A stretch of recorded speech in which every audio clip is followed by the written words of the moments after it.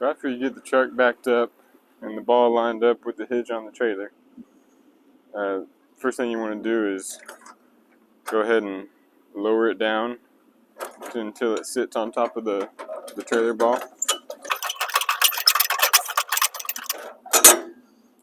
And whenever we do raise the jack on the trailer up, we always raise it up as far as it'll go.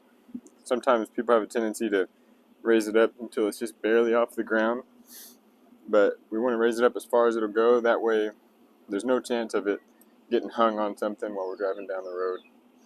And then there's a pin inside here. You pull this pin right here and it'll let the foot of the jack come up. It's actually spring loaded and it comes up pretty quick, so you got to be careful not to have your hand in the way or anything like that.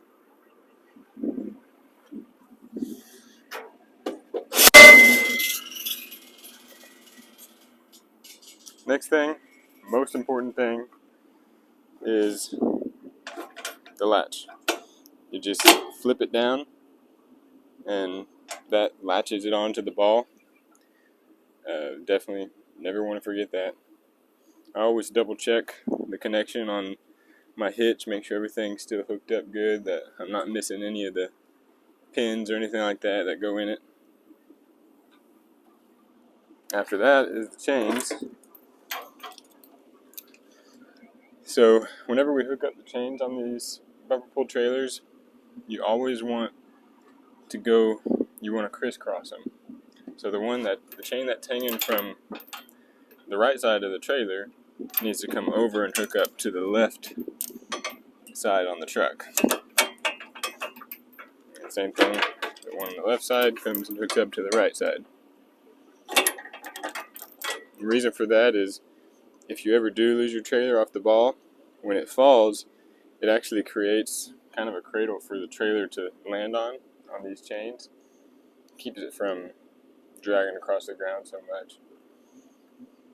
And this one actually has a breakaway switch for the brakes. Make sure that's hooked up. And then the last thing is the lights. And the cable on these lights is pretty long. Like if I were to just hook it up like this, that would actually probably drag on the ground. Don't want to do that. But we also don't want to wrap it like a full wrap like that, because it's a little bit too tight then. Whenever you turn, it could stretch this and pull it out. So usually just kind of one wrap around like this, just come around the backside, and that pulls just enough slack out to where it's still loose, but not so loose that it's dragging on the ground. And then on the connection for these lights, you'll actually see there's a raised part right here, and when you open the plug, there's a groove, so you make sure that groove lines up, and that's how you know it's being connected correctly.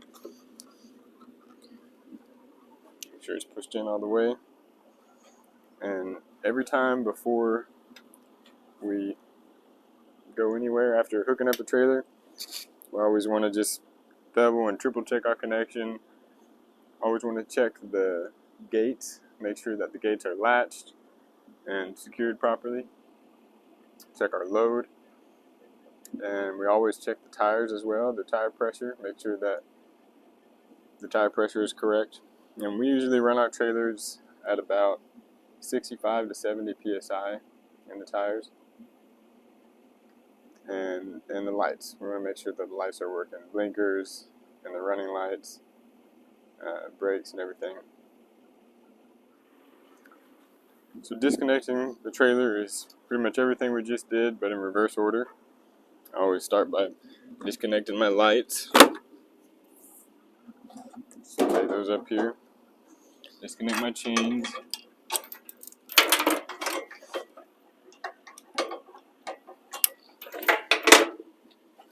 Unlatch the hitch.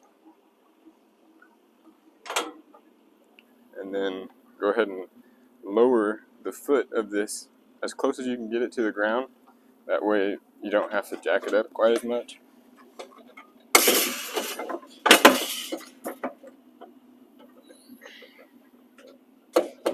Make sure it goes in and everything is latched there.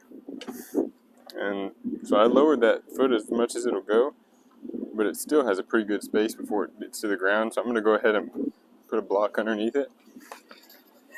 That way I don't have to jack it up quite as much.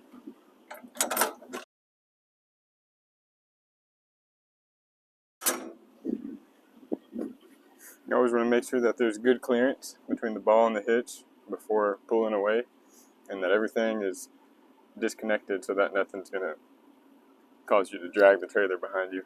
Another tip is, if you're ever on an unlevel surface, if you're on a hill or a slope of any sort, before you disconnect the ball or raise the trailer off the truck, you want to put something to block the tires, because once you disconnect that, there's nothing to keep this trailer from rolling backwards and forwards.